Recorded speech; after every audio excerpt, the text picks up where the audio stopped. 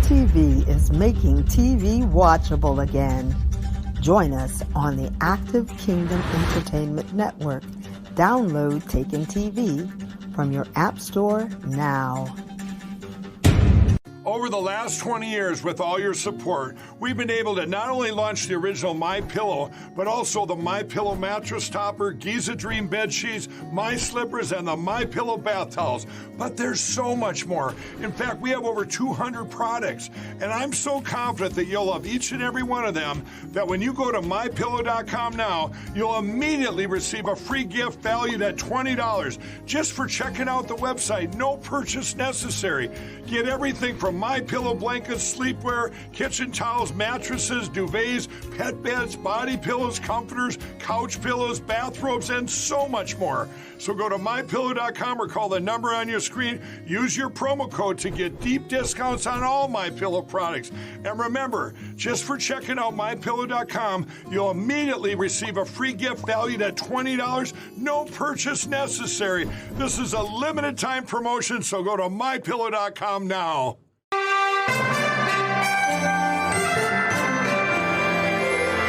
From the heart of our nation's capital, here's Family Research Council President Tony Perkins. Well, good afternoon. Hope you've had a fantastic day, and welcome to Washington Watch. I'm Jody Heiss, a Senior Vice President at the Family Research Council, and happy to be filling in for Tony this evening, and extremely honored to have you on board with us as well.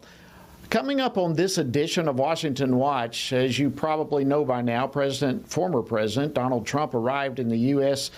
District Court in Washington, D.C. just a couple of hours ago to make his initial appearance in federal court after being indicted for a third time.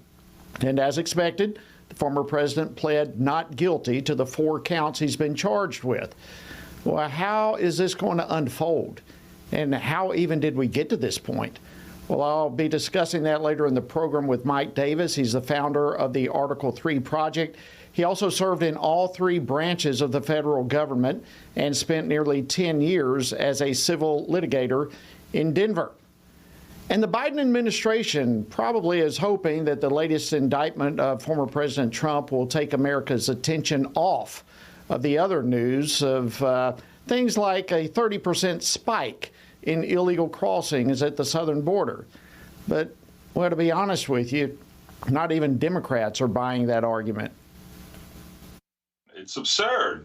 Just let in 100,000 migrants, foreign nationals, unvetted foreign nationals to New York City and say, here, take them. We'll have to spend $8 million a day in New York City.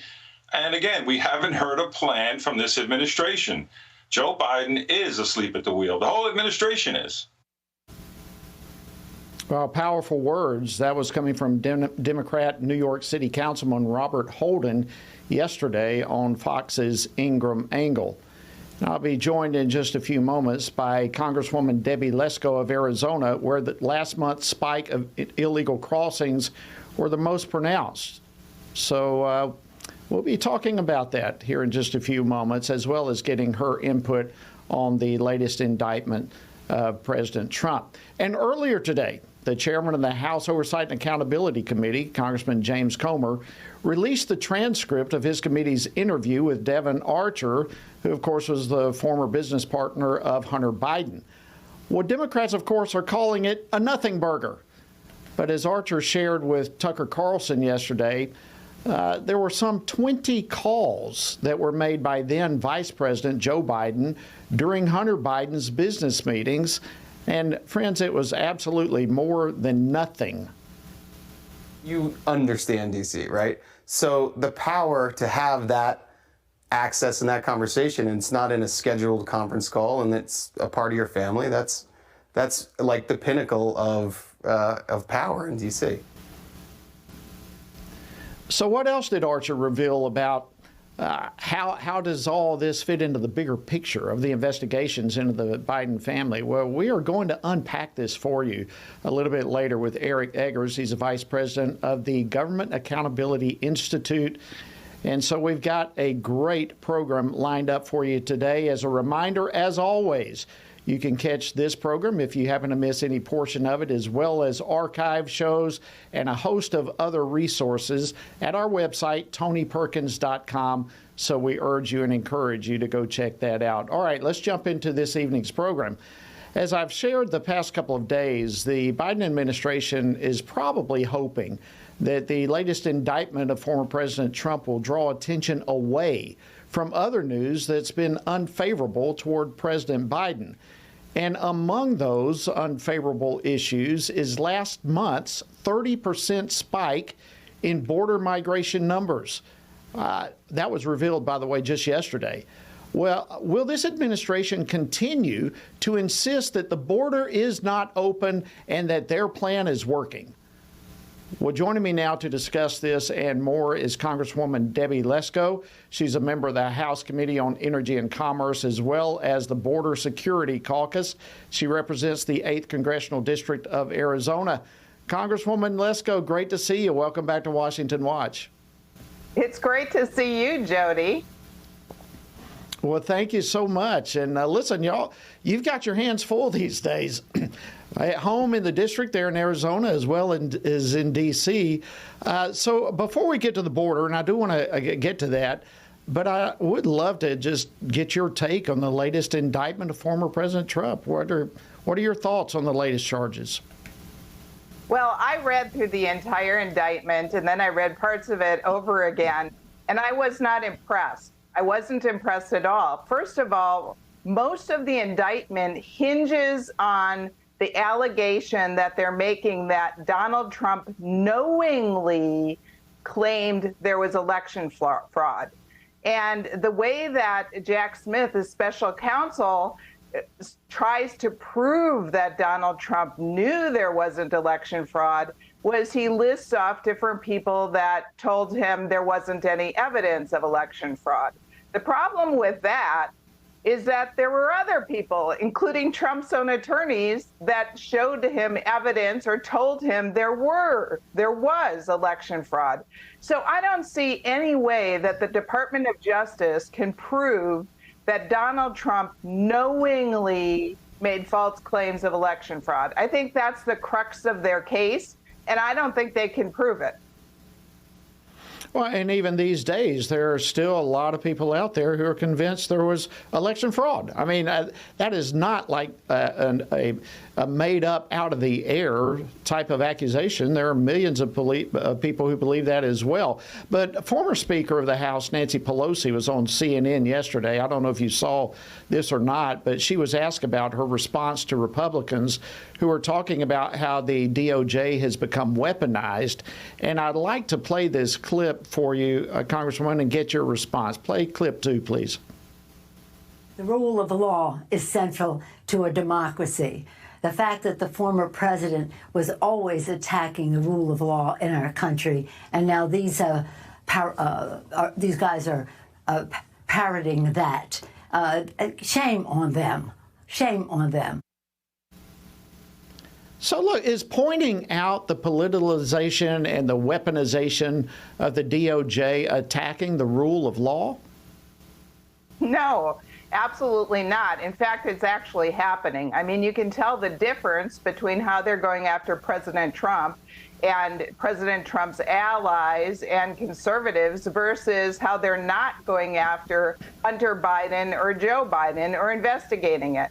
And that's, you know, the Devin Archer testimony was very telling because he said that Hunter Biden put his dad, then Vice President Joe Biden, on the phone with his business partner sitting around, you know, in business meetings over 20 times. And he said it was to influence these people with the brand, meaning the Biden brand.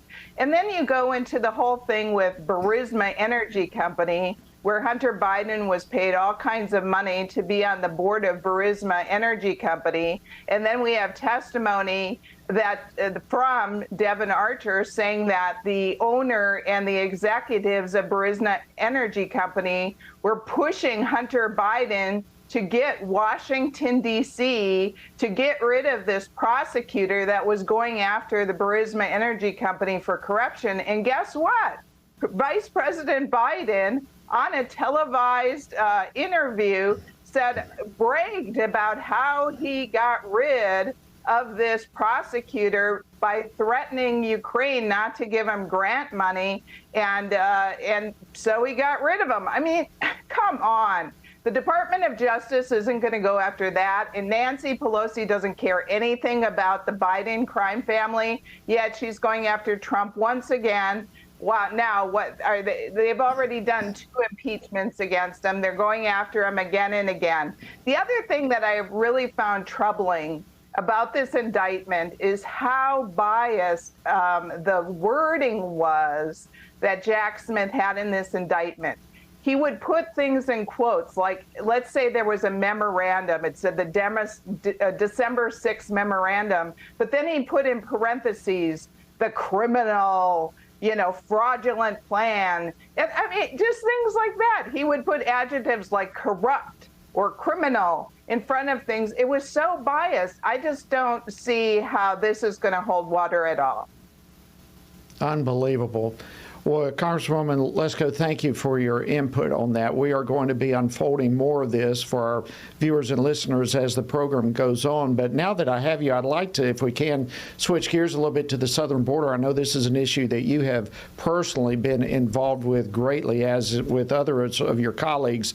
But the border crossing jump, the illegal crossings last month jumped 30%. And that's according to U.S. Customs and Border Protection data itself. This is incredible. And, of course, it's your state that seems to be taking the brunt of it. Can you share with us what's going on there right now? Yeah, well, as you know, Jody, because you used to be in Congress, the Biden administration wants an open border. All of their policies, everything they do, all they're trying to do is have the Custom and Border Patrol Office act like travel agents and process all these illegal people coming over the border. The thing that really worries me is all the gotaways, meaning the people that are caught on camera or with sensors that are running away from the Border Patrol. And, it's so easy for people to come over the border and claim asylum so that they can get into the country.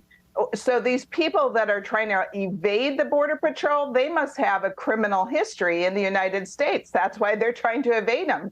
So basically, the Biden administration has turned over almost complete control to the cartels. And so here in Maricopa County, which is the Phoenix metropolitan area in Arizona, we had a 5,000% increase in fentanyl deaths since 2015. And it's because all of the drugs coming over the border. The other thing that is really sad is that our own government is not vetting the sponsors where they're sending the thousands of unaccompanied children to. There was a home in Texas, Austin, Texas, that had 100 unaccompanied children. And a New York Times article just recently said how so many of these children are working full-time. They're minors, 12, 13 years old, working full-time to pay off the cartels and to pay off these corrupt sponsors that our own government is not vetting. In fact, Secretary of Health and Human Services, Becerra, was in front of the committee that I served on. And I said, in Washington, D.C., there's dog and cat foster regulations. Like if you want to adopt a dog or cat in Washington, D.C., you have to be interviewed and have a home inspection. Yet a home inspection is not required at all to bring in an unaccompanied child. There's no FBI background checks. There's no sexual abuse background checks that are required. It's just outrageous. It is outrageous. That's unbelievable, and information I was not aware of there. Congresswoman Debbie Lesko, thank you so much for standing in the gap on so many of these issues. As I said, as you came on, I know you've got your plate full both at home and in Washington, D.C., and hats off to you for keeping the torch ablaze. We're extremely grateful. Thank you for joining us this evening on Washington Watch. God bless you. All right, friends. Much more straight ahead. When we come back after the break, we're going to dive into some other news that the Biden administration probably does not want you to know about. And they're hoping the indictment of President Trump will prevent you, or at least distract you from knowing about. We're going to be dealing with the transcript that came out of the House Oversight Committee of Devin Archer. So we've got a lot more coming your way right after the break. Stay tuned. In recent years, Christians have seen an accelerated assault on not just our core beliefs, but their very foundation. Now is the time to build on that foundation, strengthen our faith, and learn how to translate our beliefs into actions that engage the culture around us. That's the purpose behind this year's Pray, Vote, Stand Summit. Believe and engage. Pray, Vote, Stand Summit is a national gathering of spiritually active, governance-engaged conservatives, or SageCons. We'll hear from Christian leaders, worldview experts, government officials, and more. We'll discuss important issues like the sanctity of life, religious freedom, protecting students, strengthening families, praying for our nation, and how you can impact America's future from a biblical worldview. Together, we can believe and engage. Join us September 15th through 17th in Washington, D.C. for this pivotal event. Register now at PrayVoteStand.org. Everything we do begins as an idea. Before there can be acts of courage, there must be the belief that some things are worth sacrificing for. Before there can be marriage, there is the idea that man should not be alone. Before there was freedom, there was the idea that individuals are created equal. It's true that all ideas have consequences, but we're less aware that all consequences are the fruit of ideas.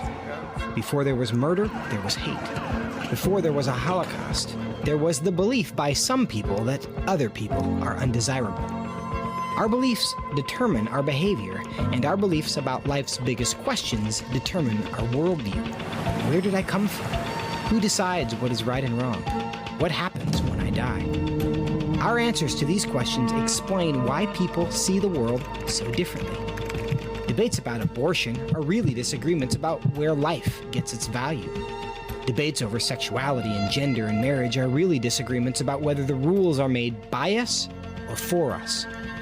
What we think of as political debates are often much more than that. They're disagreements about the purpose of our lives and the source of truth. As Christians, our goal must be to think biblically about everything. Our goal is to help you see beyond red and blue, left and right, to see the battle of ideas at the root of it all. Our goal is to equip Christians with a biblical worldview and help them advance and defend the faith in their families, communities, and the public square. Cultural renewal doesn't begin with campaigns and elections. It begins with individuals turning from lies to truth. But that won't happen if people can't recognize a lie and don't believe truth exists. We want to help you see the spiritual war behind the political war, the truth claims behind the press release, and the forest from the trees.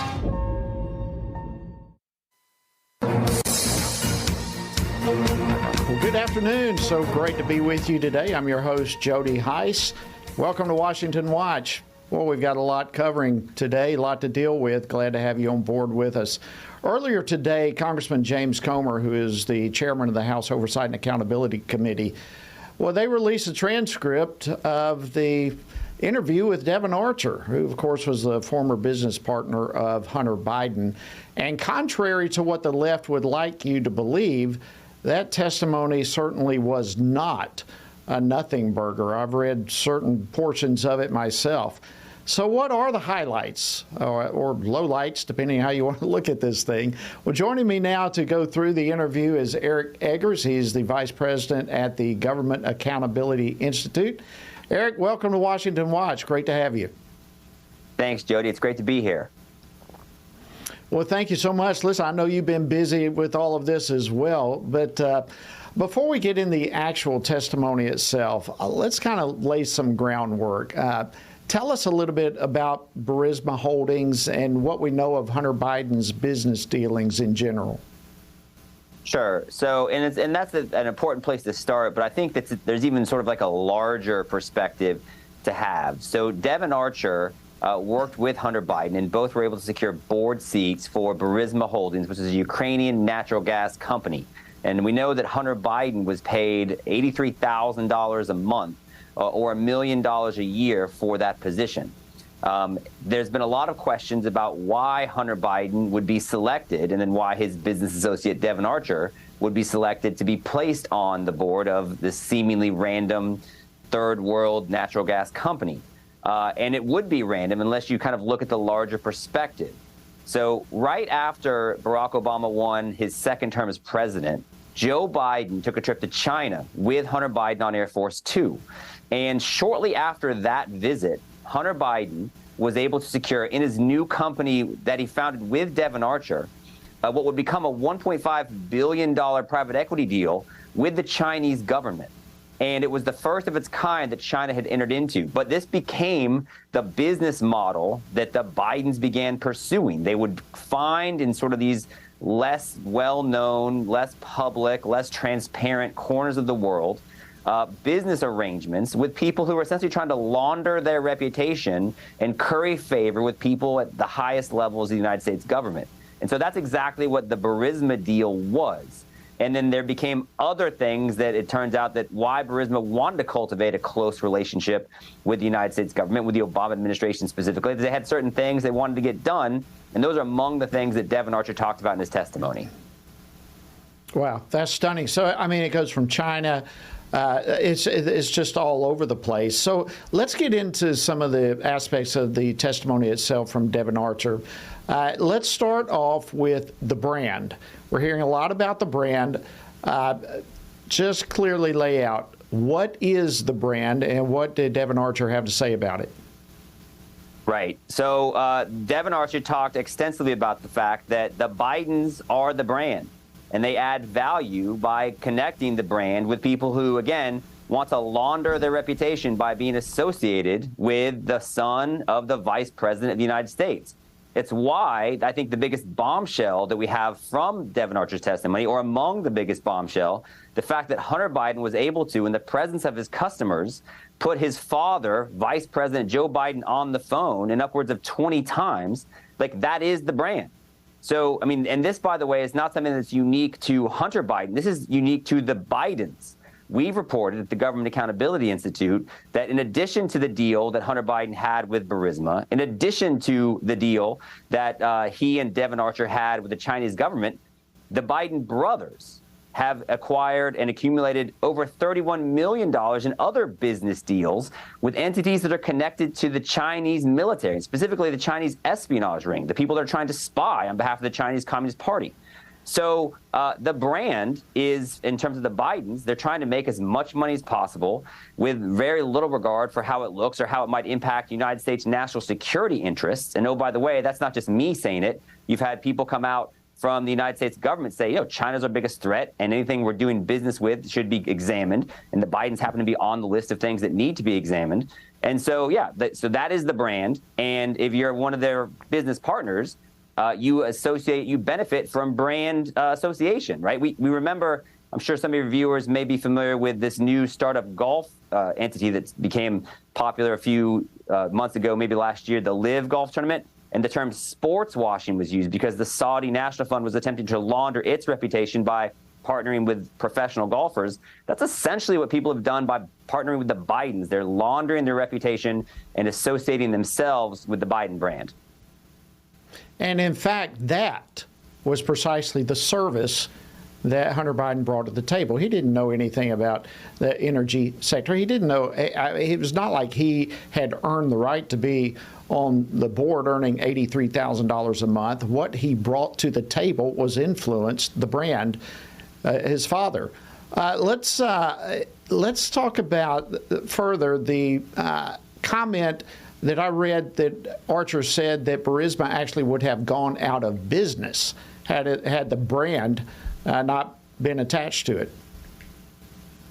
No, that's a key comment. You're wise to kind of seize on that. But just to your earlier comment, as far as Hunter Biden's lack of qualifications, that's also part of the brand. You got to remember, Hunter Biden's a guy that was appointed to the board of Amtrak, the rail company. And in the testimony that was given in the halls of Congress when giving his qualifications for why he should be added to the board of Amtrak, it was mentioned that as somebody who lived in Delaware, he'd ridden trains a lot. Like, that was what they read into the record.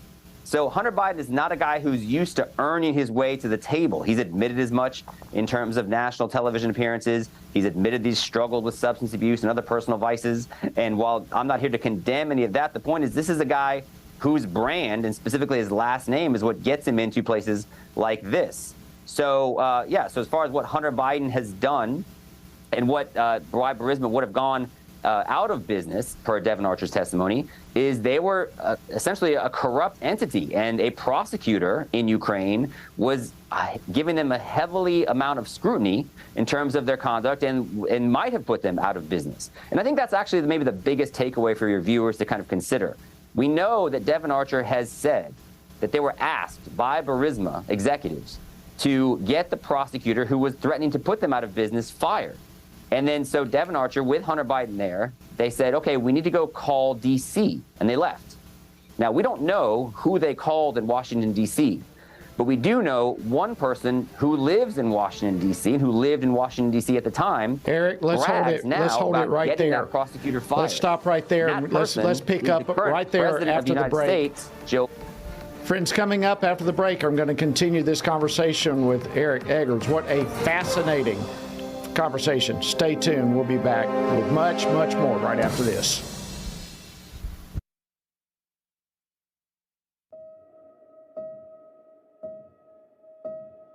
All of us are born with the desire to find truth and meaning.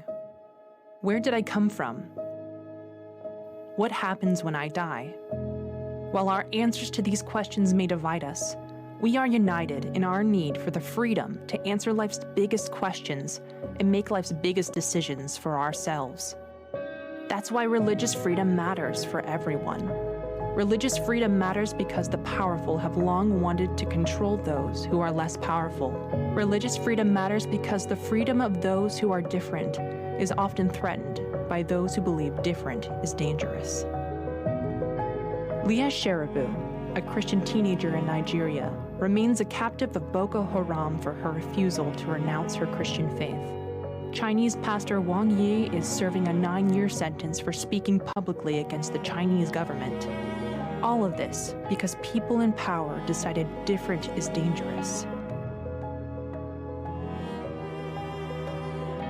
At the Center for Religious Liberty at Family Research Council, we promote religious freedom for everyone, because the only alternative is religious freedom for no one. We encourage Americans and the American government to engage and advocate for the persecuted, and they do. We work every day to bring good news to the afflicted, to proclaim liberty to captives and freedom to prisoners. We do it because that's what Jesus does. We work to give freedom to others because we ourselves have been set free.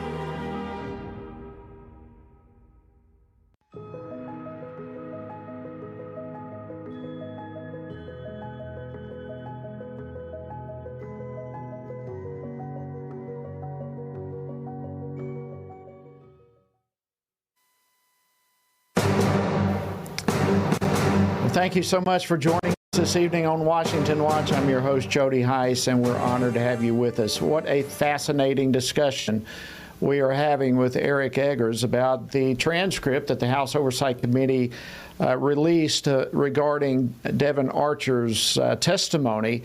Incredible. I want us to continue that discussion now with my guest who joined me in the last segment, Eric Eggers, who's the Vice President at the Government Accountability Institute. Eric, thanks again for staying over, and I know you understand hard break. Sorry I had to step in the last little bit.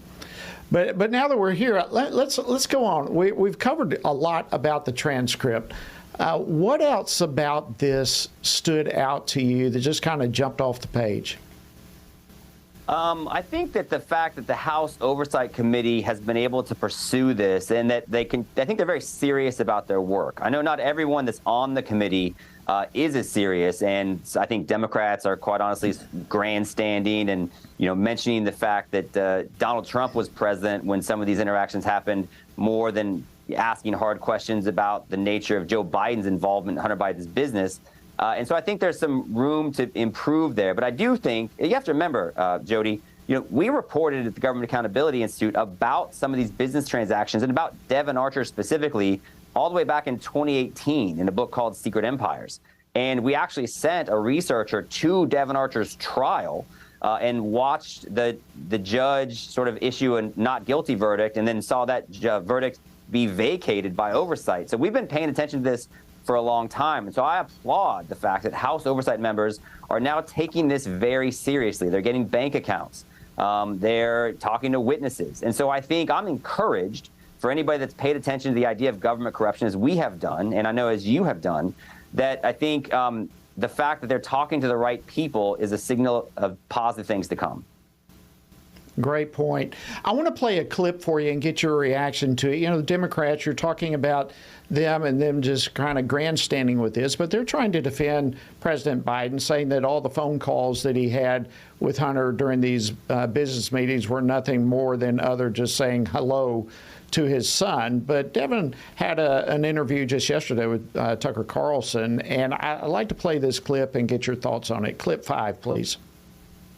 To be, completely clear on the calls, I don't know if it was an orchestrated call in or not. It certainly was powerful, though, because, if you're sitting with a foreign business person and you hear the vice president's voice, that's prize enough. I mean, that's pretty impactful stuff for anyone. All right, your thoughts on that? Yeah, I think you couldn't say it any better. Whether the nature of the conversation was casual or not, the point is it was impactful and it got done what needed to get done with the business people they were trying to curry favor with and ultimately trying to get them to pay them. So, it's funny you say, oh, these are casual niceties, like the kind of talk you might hear on the golf course about the weather. Well, guess what else gets done on the golf course? A lot of business, and so I think people decide to do business with people because they're comfortable with them and they're impressed by the network. As you pointed out earlier, Jody, that's essentially what the Bidens were selling. They're selling their network. That's what Hunter Biden and Devon Archer were selling specifically. I mean, Devon Archer was not a guy who turned down an internship at Lloyd's of London. This is not a highly coveted asset on Wall Street. He's a guy who later would be convicted of defrauding a tribe in Oklahoma. So it's not like he had elite professional skills to bring to the table. What he had to bring to the table was he'd raised money for John Kerry, who, by the way, John Kerry's stepson had previously worked in business with Hunter Biden and Devon Archer. And even John Kerry's stepson, Christopher Hines, was so turned off by some of the nature of the business they were doing, he left. So I think you heard it exactly right from Devon Archer that what they were doing mattered. All right. So, not only were they selling themselves, selling their influence, they were selling America out. I mean, how do you describe this president any other way than being compromised? That's a great point, and it's, I think, the most important point.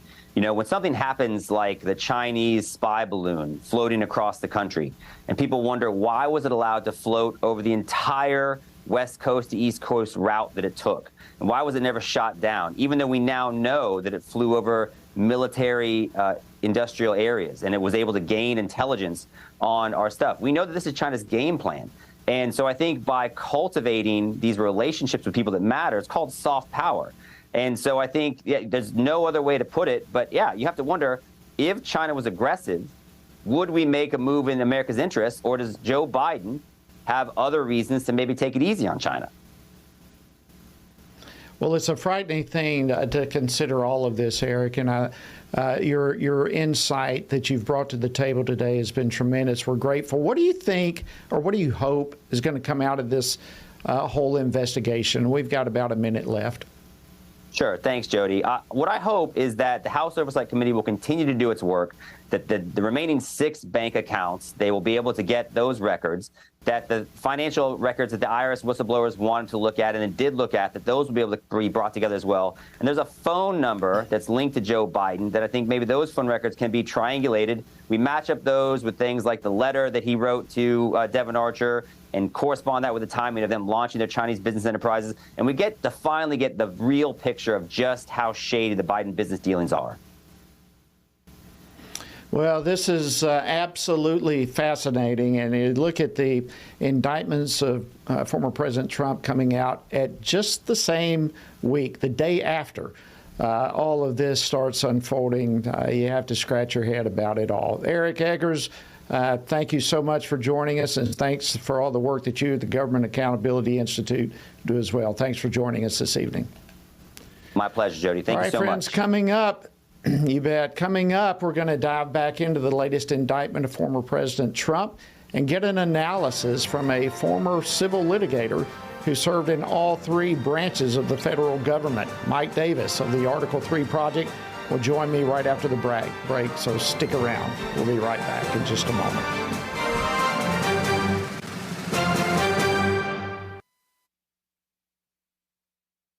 It begins here, and here, and here, every day.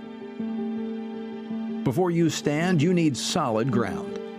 Standing in a culture that wants you to surrender the truth won't work unless you have a firm foundation. At Family Research Council, we have that firm foundation, and you can find us standing. We stand for the value of all human life. We stand for the right of families to flourish. And every day we stand for your freedom to believe and to live out those beliefs both at home and abroad. We work with government officials, educating them on the issues from a biblical worldview. And when necessary, we hold them accountable. We equip Christians across America to be informed and to take action in their communities. With our daily radio program, television appearances, and vast online presence, we reach people where they are. We envision an America where all human life is valued, families flourish, and religious liberty thrives. And that won't be realized if we're not standing. Stand for faith. Stand for family.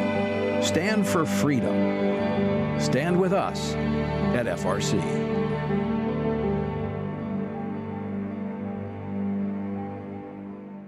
I'm often asked by people, Tony, how do you stay encouraged? How do you deal with all of the stuff in Washington, D.C., the negative policies that are attacking our faith, our family, and our freedoms? Well, you want me to let you in on the secret? It's called the Word of God. And that is why the Family Research Council embarked on Stand on the Word, a 2-year journey through the Bible. It's a chronological Bible reading plan with just 10 to 15 minutes a day. In 2 years, you will have covered the entire Bible. And to go along with this, Monday through Friday, I do a morning devotional that goes along with the reading of the day. It's all designed to encourage you on this journey because the Word of God, as the psalmist said, in my affliction, here's my comfort. Your Word gives me life. That is our source of strength. To find out more, go to tonyperkins.com or frc.org/Bible.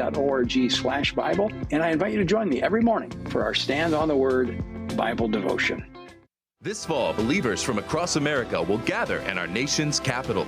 We'll hear from government leaders, policy experts, and leading Christian voices, learning how we can engage in government at every level, from local school boards to state legislatures to Congress and even the White House, to win back the soul of our nation.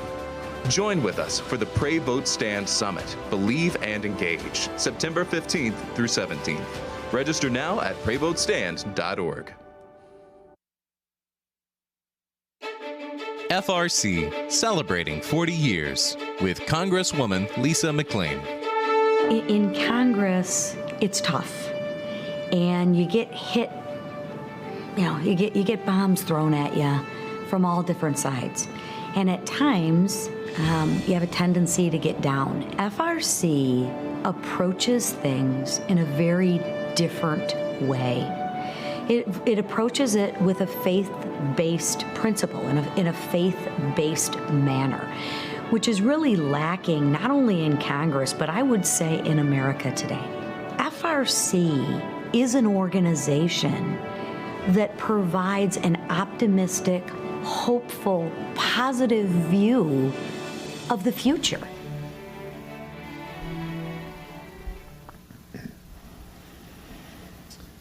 Welcome back to Washington Watch, and thank you, Lisa McClain from Michigan, for those kind words, celebrating FRC's 40th anniversary. It's an amazing, amazing ministry, and I can testify to the words that you just heard from Congresswoman Lisa McClain as well. I do hope that you'll be able to join us for our Pray Vote Stand Summit coming up in September. Again, learn more about it at prayvotestand.org. All right, we've got just a couple of hours ago, I'm sure you probably heard or have seen, but President Trump arrived at the U.S. District Court in Washington, D.C. to make his initial appearance in federal court after being indicted for the third time. And as expected, he pled not guilty to the 4 counts that he has been charged with. So the question is now, how is all this going to unfold? What does this mean? How did we even get to this point? And here to do some unpacking of all of this for us is Mike Davis. He's the founder of the Article 3 Project, who spent nearly 10 years as a civil litigator in Denver, and he also served in all 3 branches of our federal government. Mike, welcome back to the program. Good to see you. Thank you for having me back on. Well, it's always an honor. So let's just get started with a little background, specifically regarding Jack Smith. What do we know about this special counsel? Jack Smith is the political hitman who Democrats sent in to take out Republican presidential contenders, like Jack Smith did before 2016 with former Virginia Governor Bob McDonnell, a likely presidential or vice presidential candidate. Jack Smith was the head of Obama's public integrity section at the Justice Department at the time, and he brought these bogus corruption charges against then Governor McDonnell. He won a conviction and took him out of the presidential and vice presidential race before 2016. The Supreme Court ultimately reversed Jack Smith 8-0. It would have been 9-0, but Justice Scalia passed away. It is very hard to have a criminal conviction overturned by the Supreme Court. It is nearly impossible for that to happen unanimously. But Jack Smith, the Democrats' Scud missile launched to take out President Trump, managed to do this with Governor Bob McDonnell before 2016. And the Democrats, Biden, Garland, and Jack Smith are running the same play again for President Trump in 2024. They're trying to indict President Trump for various non-crimes, non-crime of Alvin Bragg, indicting Trump for the non-crime of a businessman settling a nuisance claim, the first indictment of a former president in U.S. history. Jack Smith waited 29 months after President Trump left office to indict President Trump for the non-crime of a former president having his presidential records, which is allowed by the Presidential Records Act. Now Jack Smith, all of these with Merrick Garland and Joe Biden's greenlighting, has indicted President Trump, again, this time for the non-crime of a presidential candidate objecting to a presidential election, which is allowed by the Electoral Count Act of 1887, and twisting arms politically is allowed by the First Amendment. This is Democrat lawfare against President Trump because Democrats fear they cannot beat Trump on November 7th, 2024. Wow. Well, what a historical background right there that you've laid out for us. You know, it's so many things come to my mind while you're talking about this, Mike. I think of how in the world do people like Jack Smith, how do they get in the positions where they're in? And how do we reverse all this as a nation? We'll get to that in a little bit. But right now, what does this mean for our justice system in America? Where is all of this going, do you think? I think President Obama changed everything when he politicized and weaponized the Justice Department with Eric Holder. They hired Jack Smith back then. Jack Smith's wife was a producer of Michelle Obama's documentary. Jack Smith's wife donated $1,000 to Obama's campaign, and voila, Jack Smith becomes the chief of the public integrity section at the Justice Department. And it's just part of a pattern by the Democrats, starting with Obama, to politicize and weaponize our justice system and our intel agencies to protect their friends and to go after their political enemies. We saw this in 2016 when Hillary Clinton got caught with her illegal home server with our nation's most classified secrets hacked by our worst enemies, including probably Russia, and she destroyed this evidence in the face of congressional subpoenas.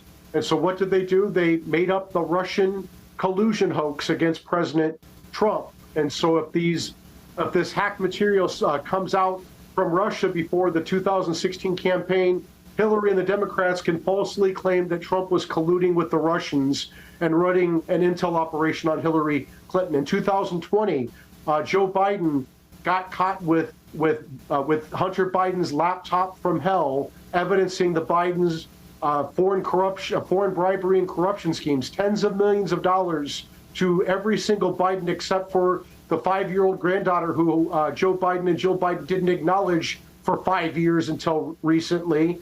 So what did the Democrats do? They had 51 former intel officials corruptly lie and say that this was a Russian disinformation campaign, this Hunter Biden laptop. Got the New York Post, America's oldest newspaper, censored by big tech platforms, got Americans censored for posting the story of the New York Post. And here we are again in 2024. They're going to interfere with this election again. Our law enforcement and intel agencies are going to interfere in this election again by politicizing and weaponizing the justice system to go after Trump for non-crimes. While they're covering up Biden's foreign bribery, Biden's corruption, he is clearly compromised as the president of the United States, and they're going to try to go after Trump and throw him in prison for his fight with Biden's librarians and other bureaucrats over records Trump is allowed to have and over disputing a presidential election.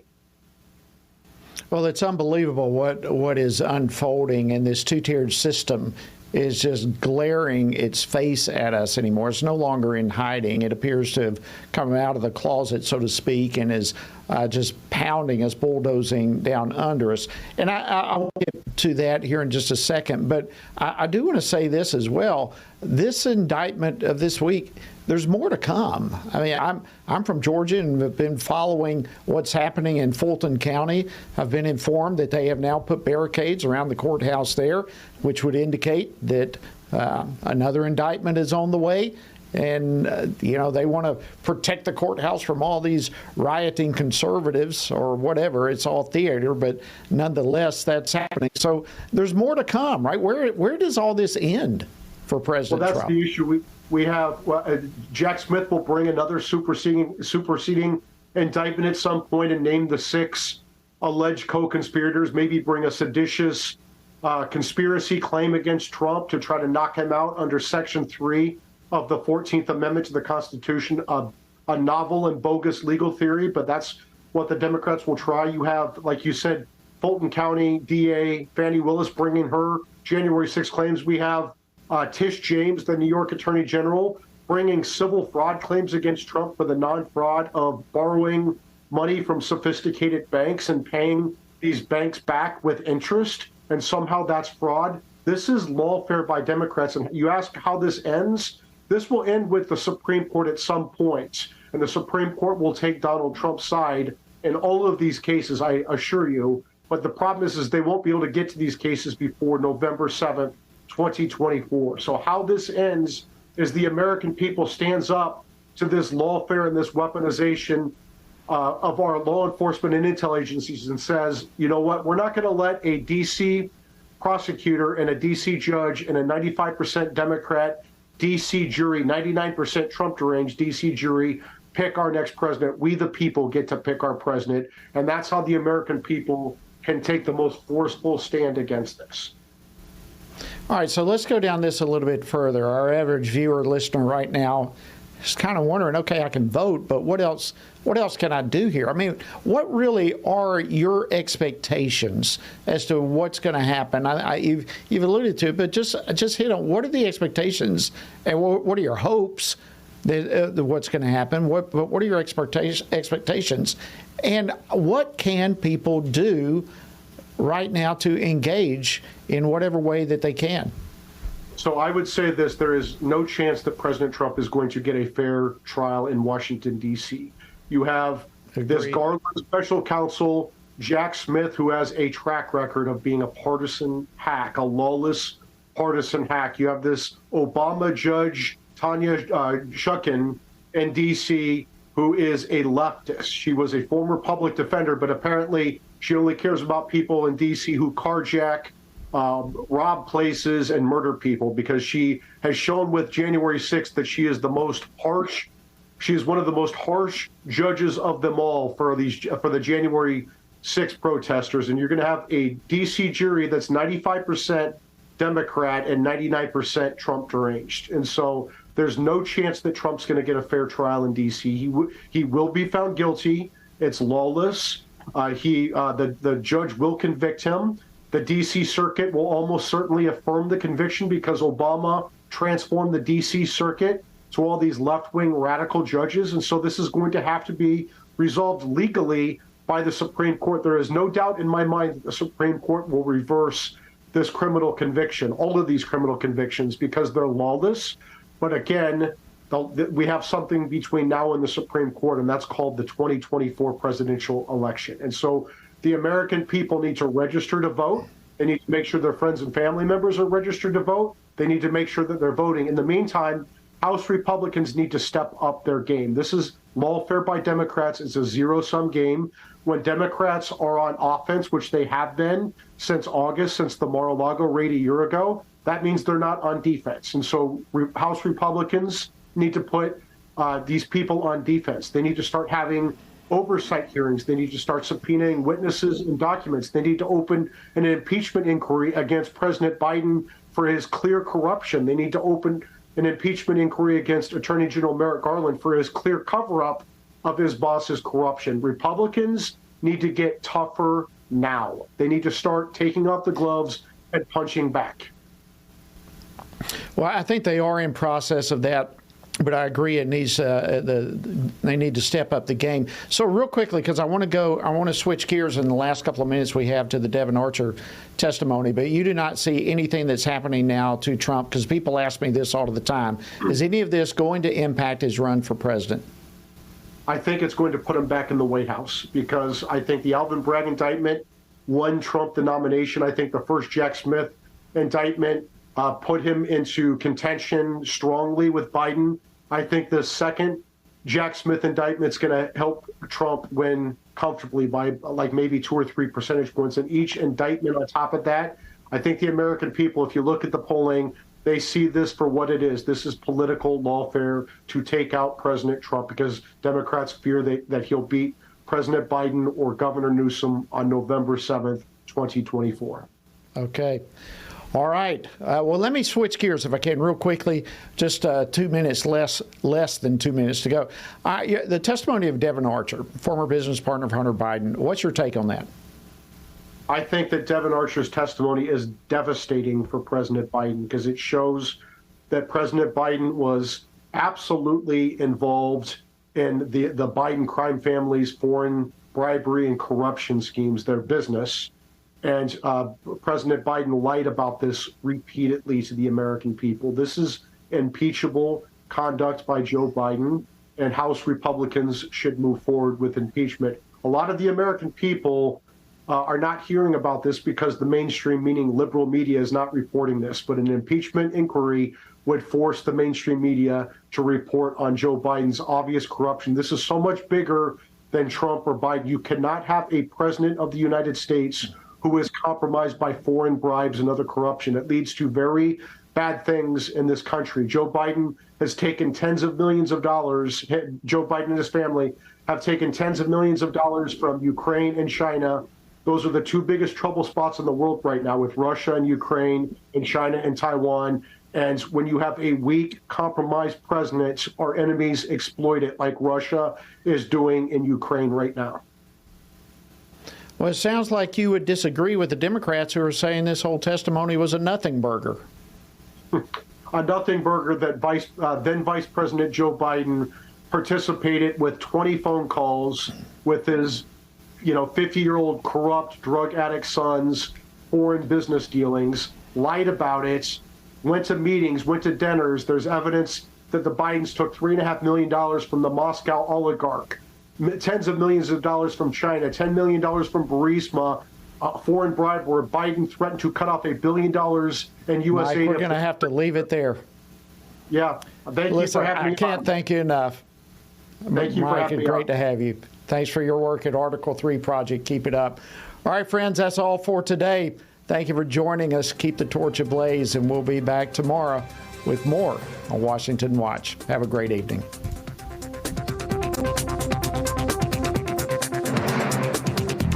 Washington Watch with Tony Perkins is brought to you by Family Research Council and is entirely listener-supported.